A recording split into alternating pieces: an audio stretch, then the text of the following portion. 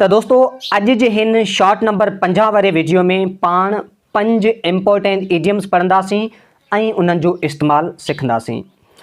त असां वटि पहिरियों इडियम आहे an apple of eye. An apple of eye खे सवली इंग्लिश में चइबो आहे सो मच डियर, तमामु वधीक प्यारो। असां इन इडियम जो हिकिड़ो एग्जाम्पल वठूं था। Example, Yasir is an apple of my eye, यानी यासिर जेको आहे मुंहिंजी अखियुनि जो तारो आहे, यानी मूंखे तमामु घणो प्यारो आहे। त दोस्तों असां वटि जेको ॿिए नंबर ते इडियम आहे उहो आहे by leaps and bounds. By leaps and bounds खे सवली इंग्लिश में चइबो आहे रैपिडली। रैपिडली माना तेज़ीअ सां, सवली सिंधी में इनखे चइबो आहे तेज़ीअ सां। असां इन जो एग्जाम्पल वठूं था।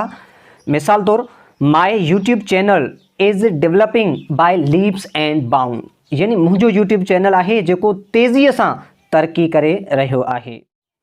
त दोस्तों असां वटि जेको 3 नंबर ते इडियम आहे उहो आहे कैपिटल पनिशमेंट। कैपिटल पनिशमेंट खे सवली इंग्लिश में चइबो आहे पनिशमेंट ऑफ डेथ, यानी सज़ाए मौत, यानी सज़ाए मौत जी सज़ा ॾियणु। इन जो असां एग्जाम्पल वठूं था। Today justice has given the capital punishment to the killer, यानी अॼु जज जेका मुजरिम खे सज़ाए मौत जी सज़ा ॾिनी। त दोस्तों असां वटि जेको 4 नंबर ते इडियम आहे उहो आहे heart and soul. Heart and soul खे सवली इंग्लिश में चइबो आहे with the core of heart, यानी दिलि जी गहराइनि सां, दिलि जी गहराइनि सां या दिलो जान सां। असां हिकिड़ो एग्जाम्पल वठूं था। Priya respect me with heart and soul, यानी प्रिया मुंहिंजी दिलो जान सां इज़त करे थी। त दोस्तों असां वटि 5 नंबर ते जेको इडियम आहे उहो आहे ups and down. Ups and downs खे सवली इंग्लिश में चइबो आहे हैप्पीनेस एंड सारोस, यानी ॾुख ऐं सुख। असां हिकिड़ो एग्जाम्पल वठूं था।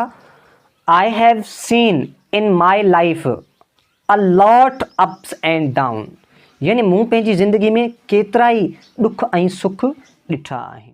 त दोस्तों होपफुली तव्हांखे मुंहिंजो ही वीडियो पसंदि आयो हूंदो। त दोस्तों तव्हांजी पसंदि जो को बि हिकु इडियम मूंखे कमेंट्स में लाज़मी ॿुधाइजो।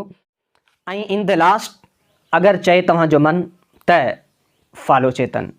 थैंक यू, टेक केयर, अल्लाह हाफ़िज़।